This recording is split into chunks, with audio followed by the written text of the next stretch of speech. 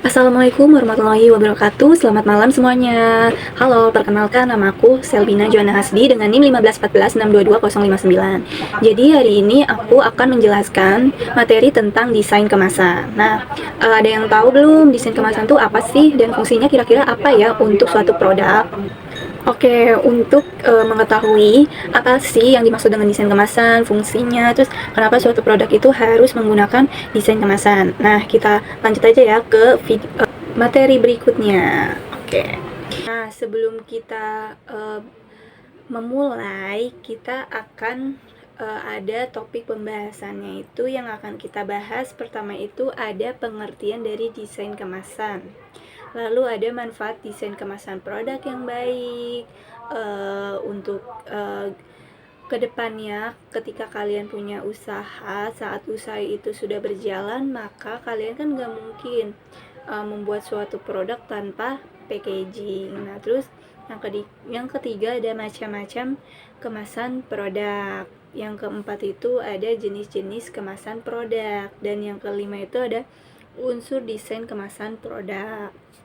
Nah, lalu yang keenam itu ada prinsip desain kemasan produk, dan yang ketujuh ada contoh desain kemasan yang kreatif serta desain kemasan produk sendiri.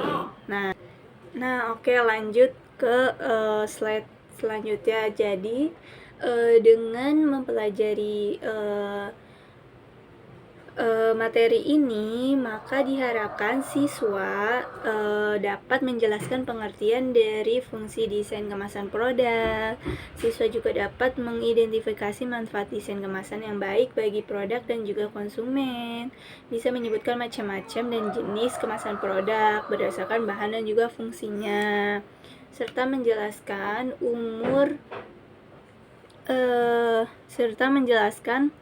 unsur dan prinsip dalam desain kemasan produk, dan juga menganalisis contoh desain produk serta merancang desain kemasan produk yang menarik. Nah, sebelum kita lanjut ke slide berikutnya, ini ada apa sih yang kalian ketahui tentang kemasan produk? Nah, oke. Daripada kita penasaran apa sih desain kemasan produk tuh apa? Oke, kita lanjut aja ke materi berikutnya ya. Apa sih desain kemasan produk? Desain kemasan produk itu adalah proses merancang tampilan luar sebuah produk dengan tujuan mengemas, melindungi, dan memasarkan produk tersebut. Jadi, ketika kita punya suatu produk, lalu kan gak mungkin kan kalau misalnya produk itu kayak cuman. Nah, lanjut lagi ya. Jadi kan kita gak mungkin dong punya suatu produk, kita membuat produk namun gak dibungkus, ataupun kayak cuman kita jual dengan produknya, itu kan gak mungkin. Pasti kita juga ada melapisi untuk bisa melindungi si produk tersebut. Jadi dengan adanya desain kemasan produk ini bisa membuat produk kalian itu terlindungi dari hal-hal yang tidak diinginkan, seperti misalnya tuh terkontaminasi antara zat dengan yang lainnya gitu, dengan produk lainnya gitu. Ataupun kayak dari misalnya kalian jual keripik-keripik, kalau misalnya dengan kalian mendesain yang sesuai dengan produknya, pasti kan kalian juga itu produk akan terjaga, nggak akan pecah-pecah ataupun nggak akan rusak gitu. Nah, terus dalam pemilihan bahan, warna, bentuk, grafis, dan juga informasi harus lengkap dan jelas, karena kan akan ditampilkan di dalam kemasan tersebut. Jadi kalau bisa, desain kemasannya itu didesain secara lengkap, kayak misalnya ada beratnya, ada informasi nilai gizinya, ada komposisinya, terus ada juga expired date-nya. Pokoknya benar-benar yang lengkap banget. Jadi si konsumen pun juga pas melihat dari tampilannya aja udah bagus, sudah lengkap, apa aja sih informasi nilai gizinya, kira-kira cocok nggak sih dimakan sama orang dewasa, anak kecil, seperti itu. Nah, terus desain kemasan tidak hanya menciptakan identitas visual, tetapi juga berkontribusi dalam memberikan pengalaman kepada pelanggan. Jadi, dengan adanya desain kemasan juga bisa menciptakan suatu pengalaman. Jadi dengan adanya desain kemasan yang menarik, kalian jual, kalian tampilkan gitu.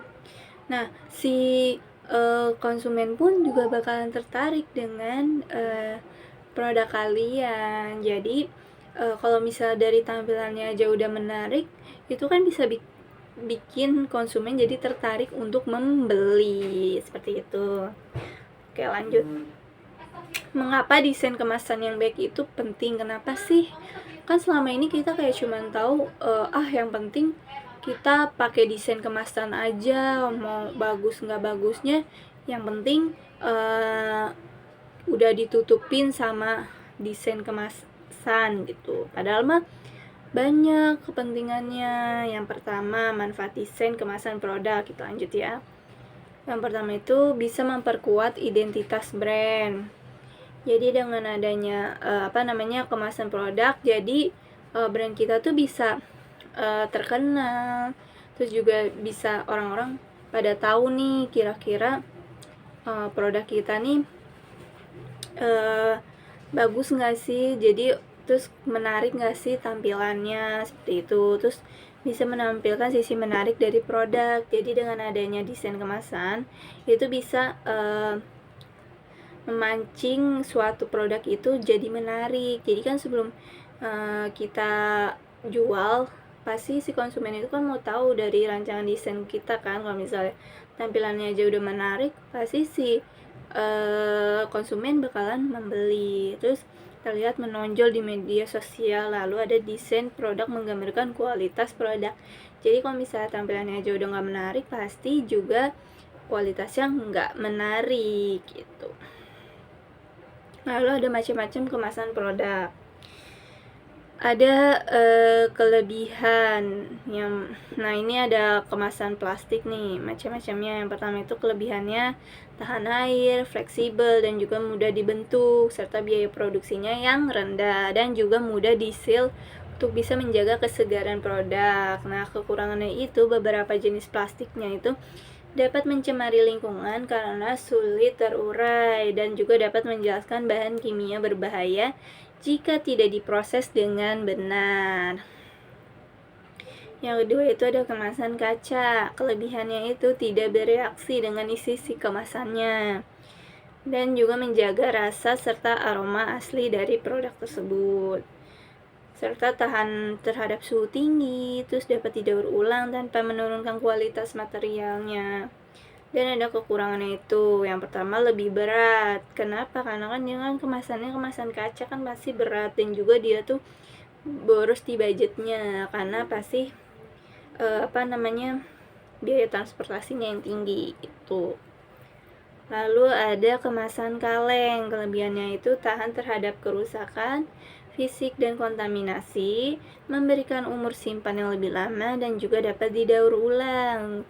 Nah, proses produksi kekurangannya itu tidak transparan, sehingga konsumen tidak dapat melihat produk, dan juga proses produksinya itu lebih kompleks dan mahal. Yang keempat, kemasan kertas dan karton. Kelebihannya itu ramah lingkungan, biaya produksinya yang rendah, serta mudah dicetak dengan desain grafis yang menarik. Kekurangannya itu kurang tahan terhadap kelembapan, terus juga perlindungan terhadap kontaminasinya lebih rendah.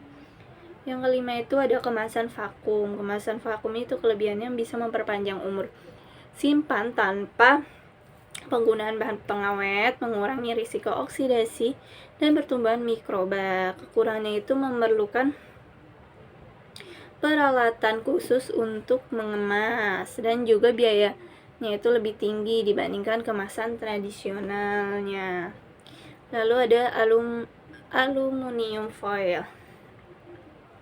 Kelebihannya itu melindungi makanan dari kerusakan akibat oksigen dan kelembapan, sangat fleksibel, tidak beracun. Nah, kekurangannya itu berpotensi migrasi zat aluminium dari dalam makanan, terutama ketika makanan bersifat asam atau sangat panas, dan tidak dapat digunakan dalam microwave karena kan dia bisa menyebabkan percikan api dan kebakaran.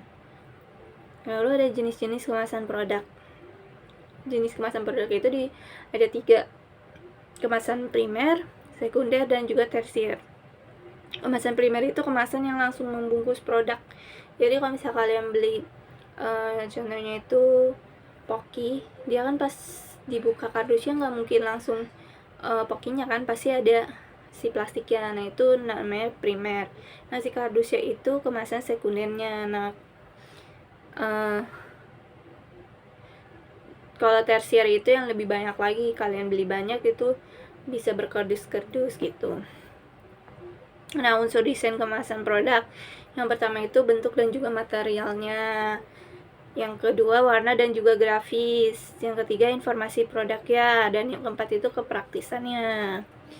Nah, prinsip-prinsipnya itu ada kejelasan pesan, yang kedua itu ada daya tarik visualnya, yang ketiga itu keasliannya, yang keempat itu kesesuaiannya, yang kelima itu fungsionalitasnya, dan 6 itu kejujurannya. Jadi harus jujur.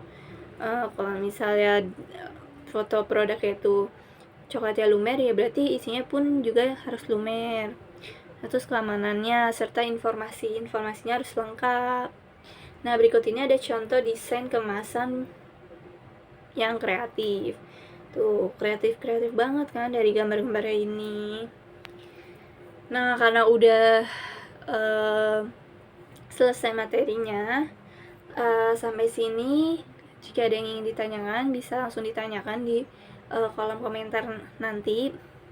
Dan kalaupun gak ada, terima kasih sudah mendengarkan. Semoga ilmunya bermanfaat untuk kalian. Kurang lebihnya mohon maaf. Wassalamualaikum warahmatullahi wabarakatuh.